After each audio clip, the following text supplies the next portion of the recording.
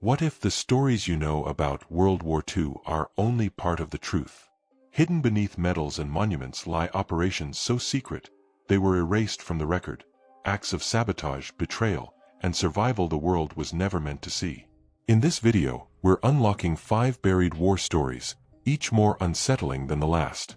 Once you hear them, you can't unhear them. And once the truth is out, it can't be buried again. The summer of 1941 brought a strange silence to the village of Kwiatówka, a tiny settlement nestled between thick forests and marshes in eastern Poland.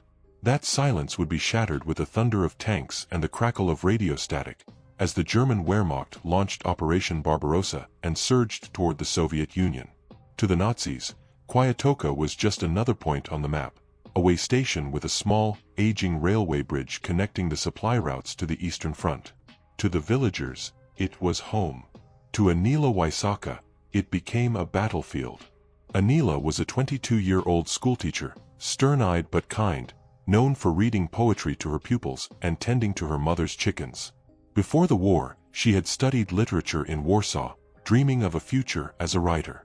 But in 1939, her world cracked open with the invasion of Poland, and by 1941, she had become the quiet center of a growing resistance cell operating under the code name Brzoza, the Birch. The resistance was small, no more than 8 villagers, 3 farmers, a retired train engineer, 2 teenagers, a Catholic priest, and Aniela. They used hay carts to smuggle weapons, forged German documents in the basement of the rectory, and passed notes hidden inside loaves of rye bread. The bridge became their obsession. It was reinforced and guarded by German engineers, preparing to carry tanks, fuel, and munitions to the front. If they could destroy it, they might delay the Nazi advance, if only briefly. Aniela's older brother, Kazimierz, had been conscripted by the Red Army and was presumed dead in the chaos. That grief burned inside her, tempered only by her sense of duty. The others looked to her not for orders, but for resolve. She provided it. By early July, Aniela had obtained 3 sticks of British-supplied plastique, smuggled via courier from Warsaw. It wasn't enough to destroy the bridge outright, but it could weaken its supports, particularly if set at night and at the correct points. The former train engineer, Józef Gruda, sketched detailed blueprints of the bridge from memory and determined where the charges should be placed. Father Michael provided access to the sacristy, where the explosives were hidden inside a hollowed-out statue of Saint Florian. They planned for the night of July 14th. The moon would be hidden, and the guards rotated shifts every 4 hours. 2 teenagers, Zofia and Marek, would create a diversion at the far end of the village by setting fire to a hay barn. That would draw the guards, leaving the bridge vulnerable. The night arrived. Aniela dressed in a stolen German medic's uniform, her dark hair tucked beneath a cap. Józef came with her, hunched from age but firm of hand, carrying the charges in an old violin case. They moved like shadows through the reeds, crawling beneath the wooden pilings as the wind howled above. The sound of the distant fire crackling reached them, along with the shouting of guards. Aniela set the charges. Józef wired them with trembling fingers. Just as they prepared to retreat, a flashlight beam swept across the riverbank. A young German sentry, separated from the others, had spotted movement. He called out in panic, and a shot rang out. Józef was hit in the leg and collapsed into the mud. Without hesitation, Aniela dragged him beneath the bridge and pressed the detonator into his hand. "Wait 30 seconds after I'm clear," she whispered. He refused. "You go. I'll finish it." More voices. German boots on the bridge above. Aniela hesitated, but Józef gave her one final look, one of peace. She crawled into the reeds and disappeared. 30 seconds later, the night exploded in fire and splinters. The bridge split like a rotten tooth, half of it collapsing into the river. Screams echoed as the Germans scrambled. Józef Gruda died in the blast. By morning, German officers were interrogating villagers. Aniela, back in her teacher's clothes, played the part of a frightened civilian. Zofia and Marek were beaten, but never confessed. Father Michael was arrested and sent to a prison camp.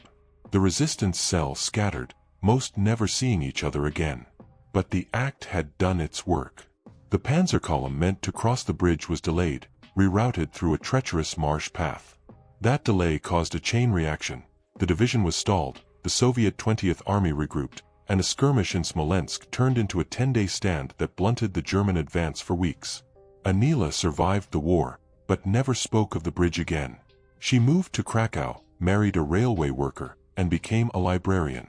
It wasn't until after her death in 1993 that her granddaughter found a trunk of letters, maps, and a torn German uniform with a blood-stained sleeve. In 1998, Polish and Russian military archives were declassified, revealing the extent of civilian sabotage during Barbarossa. Among the reports was one labeled, "Sabotage at Kwiatówka Rail Link, Unidentified Group, Female Operative Suspected." It bore a single note scribbled in the margin in red ink, "Possible major delay in Northern Armored Thrust. Unknown consequence to Smolensk front." Today, the ruins of the bridge remain, overgrown with vines and moss. A small plaque, placed there by locals in 2004, reads, "To those who acted without medals, whose names we may never know." In the fall of 1940, London became a city of shadows. Searchlights sliced the smoky sky, sirens screamed across rooftops, and the nights were ruled by fire. German bombers poured destruction over the capital, and families huddled in basements or tube stations, hoping the next impact wouldn't be theirs. Amid this inferno of collapsing bricks and shattered glass, 3 children forged an unlikely friendship and became quiet heroes on streets that had turned into war zones. Samuel Pike was 11, lanky, freckled, and fatherless since Dunkirk. His mother worked nights at a munitions plant, leaving him to care for his baby sister during the day. Margaret Green, 9, had just been evacuated to the countryside and returned days later after running away, too homesick for London's chaos to matter. And Yusuf Patel, 13, the son of Indian immigrants who ran a corner shop in Brixton, carried an old wind-up radio everywhere, obsessed with decoding the sounds of war. They met by accident in the rubble of what used to be a toy shop on Linton Street. Samuel had gone in hoping to scavenge something for his sister. Yusuf was there with a notebook, recording bomb impact sites. Margaret had followed a stray cat. Instead of fighting over what little remained, they began to talk. By dusk, they had created a pact, sealed with a piece of chalk, SBL, the Sandbag League. Their headquarters was a partially collapsed coal cellar beneath an abandoned bakery. There, by candlelight, they held meetings, shared tins of peaches, and plotted missions. They had no weapons, no orders, no uniforms, but they had purpose. They would help people who had no one else. By night, while the city ducked into shelters, the Sandbag League moved through alleys and courtyards, checking if elderly neighbors had food or needed help getting to safety. Yusuf used his father's shop contacts to trade for bandages. Samuel convinced a local air raid warden to teach him how to identify unexploded bombs. Margaret, small, quiet, and easily overlooked, snuck into places others couldn't, slipping notes, delivering medicine, comforting pets left behind. They worked without asking permission. Once, a constable tried to chase them off a cordoned street. They reappeared 2 hours later through the sewers. They marked damaged water mains with chalk, covered broken glass with boards, and even helped carry a wounded fireman to the nearest shelter during the worst of the raids. In October, a high-explosive bomb struck Alden Street, trapping a woman and her infant beneath a crumbled stairwell. Emergency services were overwhelmed. The Sandbag League arrived first. Yusuf wriggled through a gap barely large enough for his shoulders. Samuel passed him a torch. Margaret kept the mother calm, whispering lullabies and holding her hand through the rubble. It took 2 hours, but the child was pulled free, crying and whole. The mother sobbed in relief. She never knew their names. Not every mission ended in triumph. One night, after a raid, they discovered that their hideout had been hit. The bakery's roof had caved in. Their candle stash, blankets, and chalkboard were gone. So they moved to the tube, setting up near the Bakerloo line, surrounded by coughing, snoring bodies sleeping on cold concrete. Samuel read aloud from an old Sherlock Holmes book. Yusuf played swing music from his radio when the signal held. Margaret started keeping a diary on scraps of old ration coupons. As winter crept in, things grew worse. Food became scarcer. Bombs fell heavier. On December 8th, Yusuf's shop was destroyed in a direct hit. His parents survived, but they decided to leave London. Yusuf begged to stay. He argued, cried, pleaded. In the end, he was put on a train north, vanishing into the fog. Samuel and Margaret stood on the platform as it pulled away, the last sight of their friend being his radio held up high like a salute. The League continued. Samuel grew more reckless, climbing into buildings on the verge of collapse. Margaret became quieter, her diary entries shorter, her eyes darker. They missed Yusuf, his logic, his jokes, his big ideas. Still, they kept going. In the spring of 1941, with the worst of the Blitz slowly ebbing, the League executed their final mission. A building on Great Elm Street, hit the night before, had a leaking gas line and several squatting families unaware of the danger. Samuel and Margaret snuck in, knocking on doors, shouting warnings. Moments after they got the last child out, the building erupted in flames. Both survived, but Margaret suffered burns on her hands.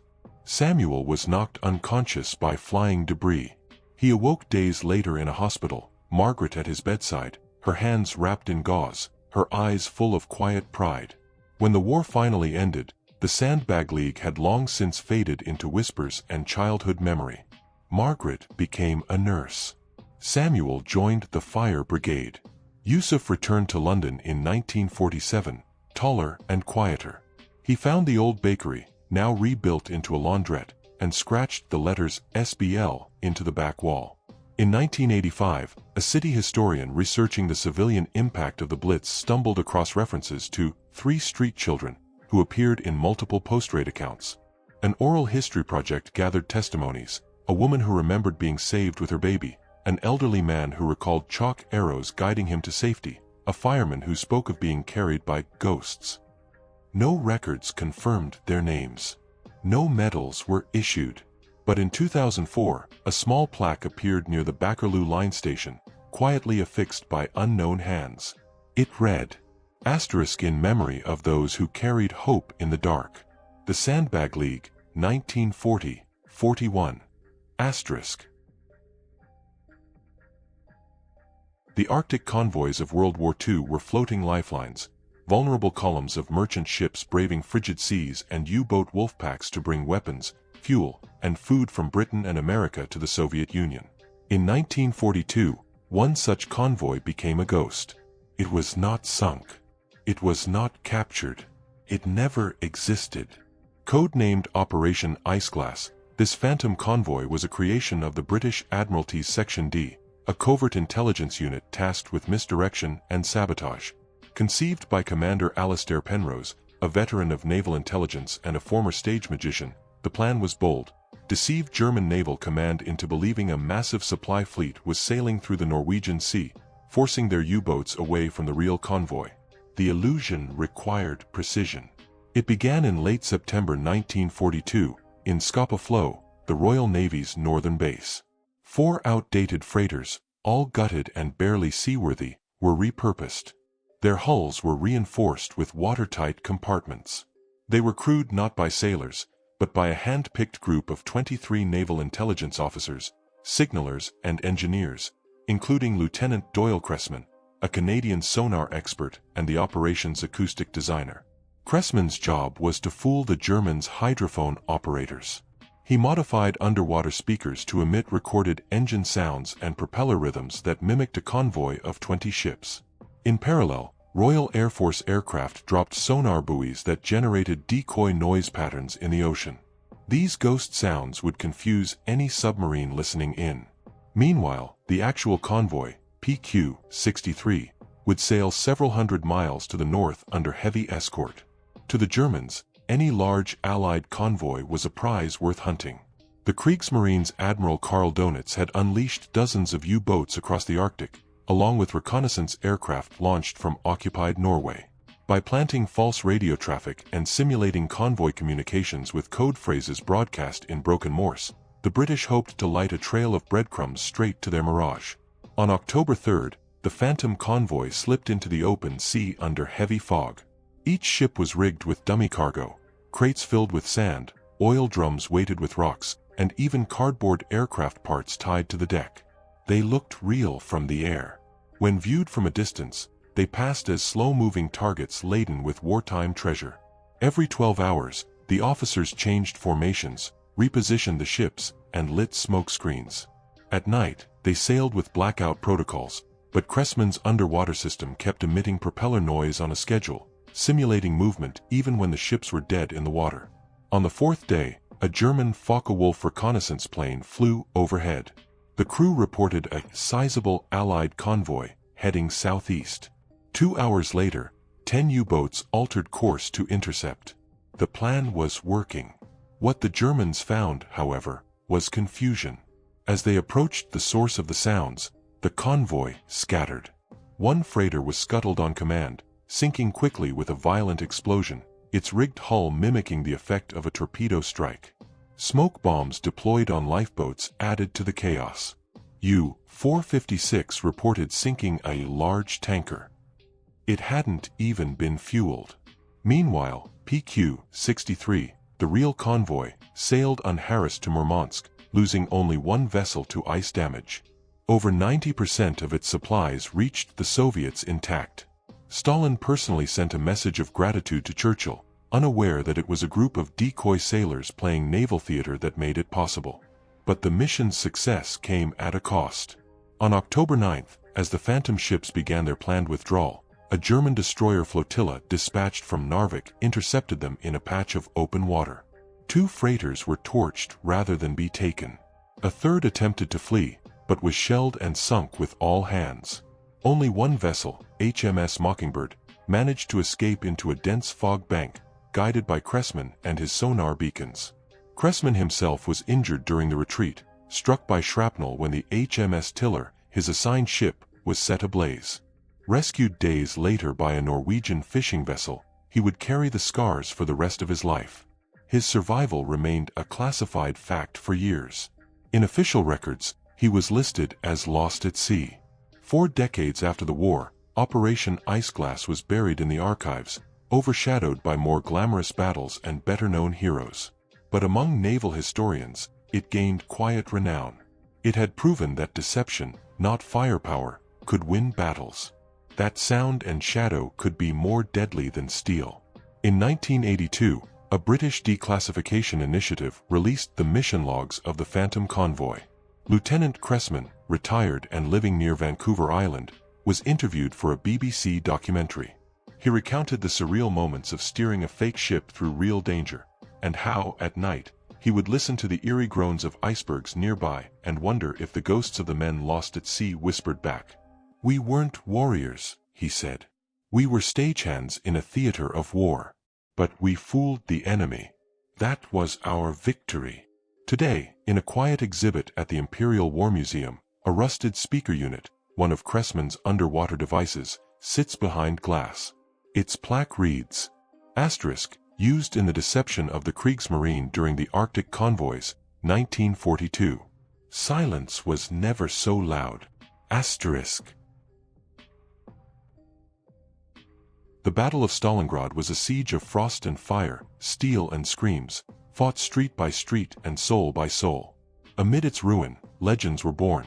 Snipers with 100 kills, ghost units that never retreated, commanders who slept in bunkers made of bones. But behind one of the most feared names whispered through the frozen ruins, White Fang, stood someone rarely remembered. His sister, Irina Kulikov. Irina arrived in Stalingrad in the autumn of 1942 not as a soldier, but as a nurse.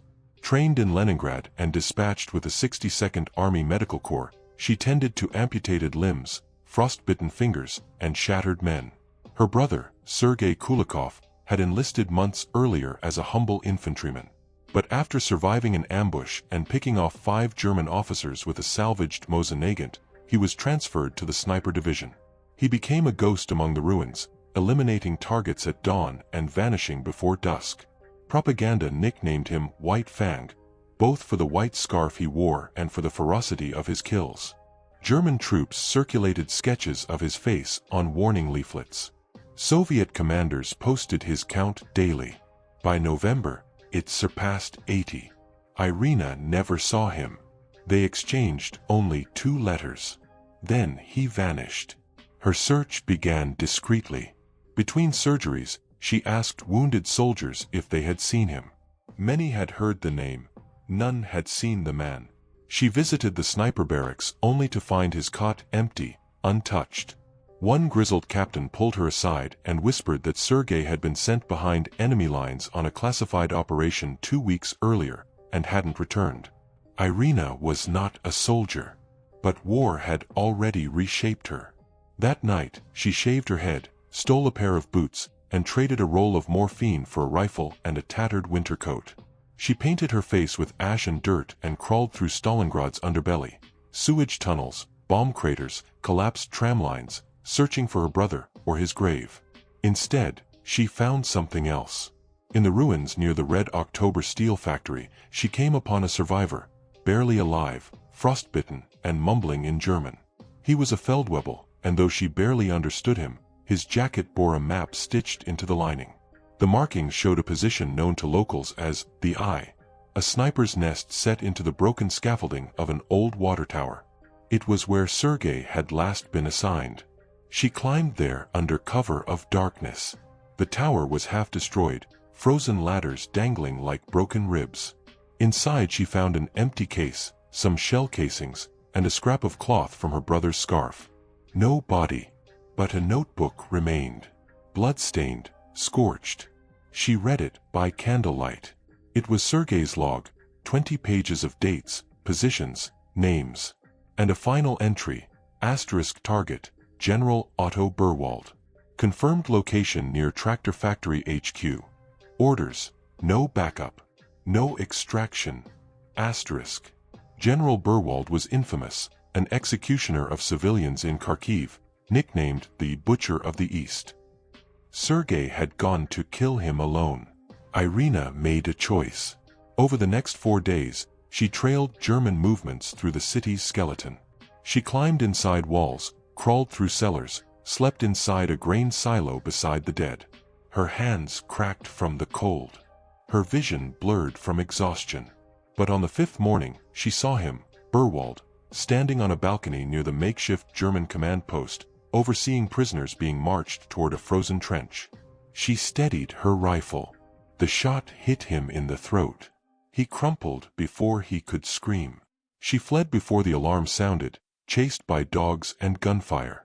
That night, she hid beneath a pile of corpses in a ruined schoolyard, listening to searchlights hum overhead. The next day, Soviet scouts found her, nearly frozen, semi-conscious, clutching her brother's notebook against her chest. Irina never told them what she'd done. Official reports credited Burwald's death to artillery fire.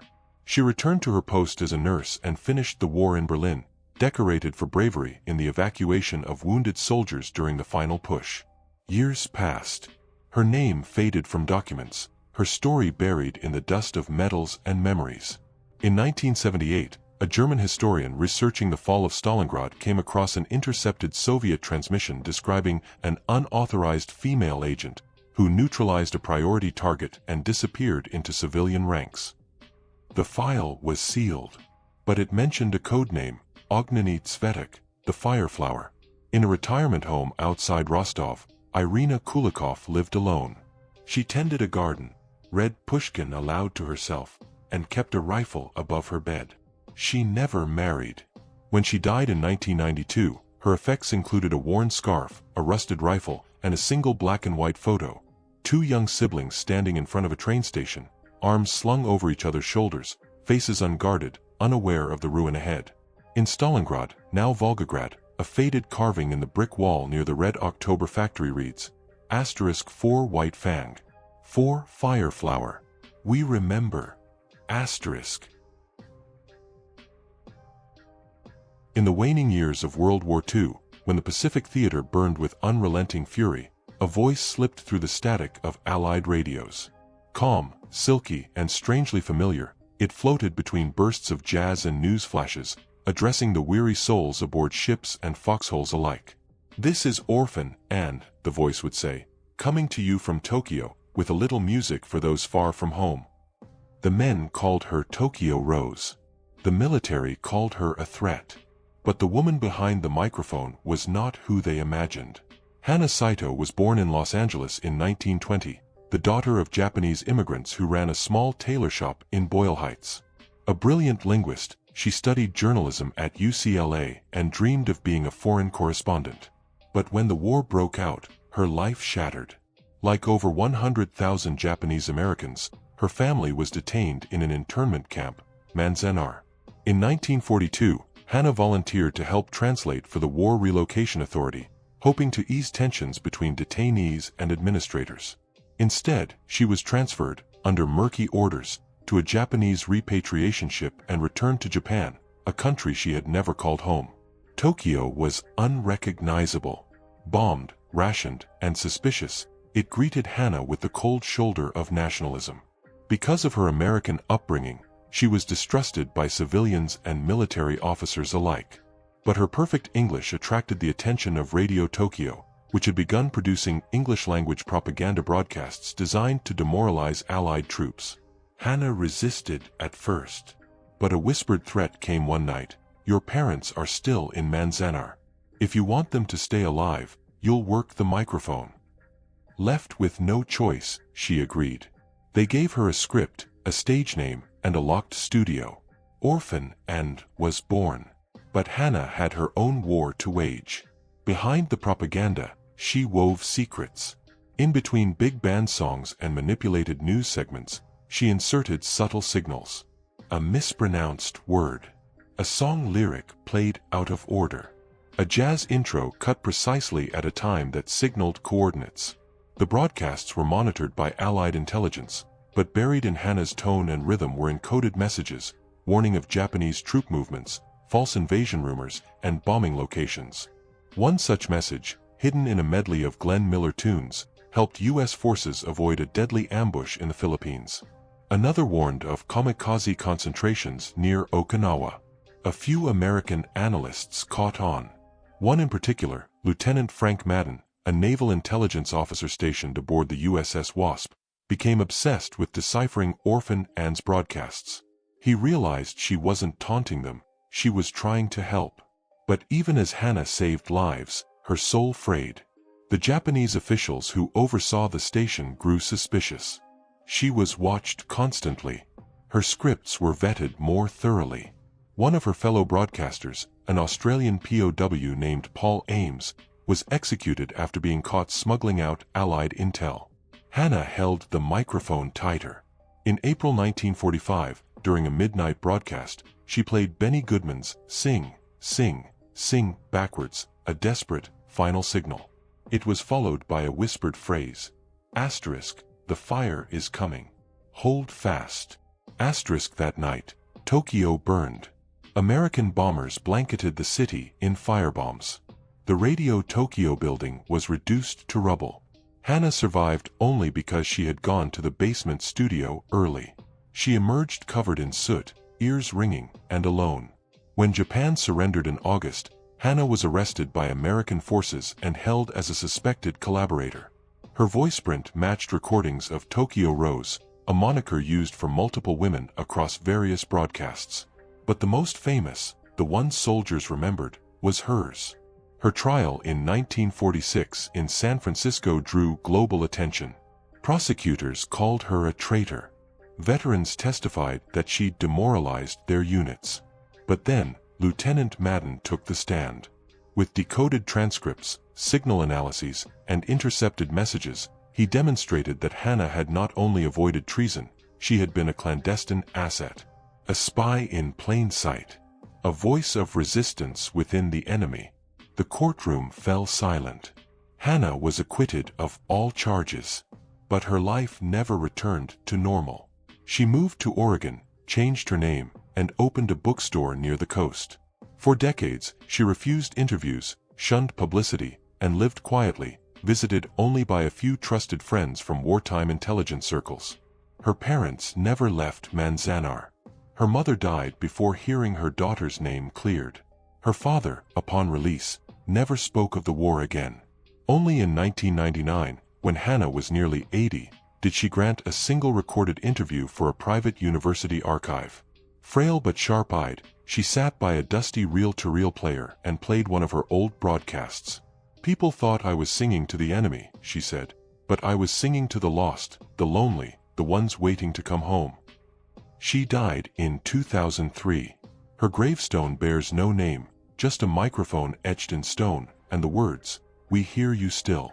In 2018, declassified intelligence confirmed what some already suspected, that Orphan End had passed over 30 actionable signals during the final years of the Pacific War, saving hundreds of Allied lives. To most, Tokyo Rose remains a myth, a phantom voice in the static of war. But those who truly listened knew better. These weren't just forgotten footnotes, they were deliberately hidden, classified, or denied. But now, their echoes have returned. And the more we uncover, the more we have to ask, what else is buried beneath the surface of the stories we were told? If this is what they tried to erase, imagine what still hasn't been found. History doesn't sleep. It waits. And sometimes, it whispers through the cracks.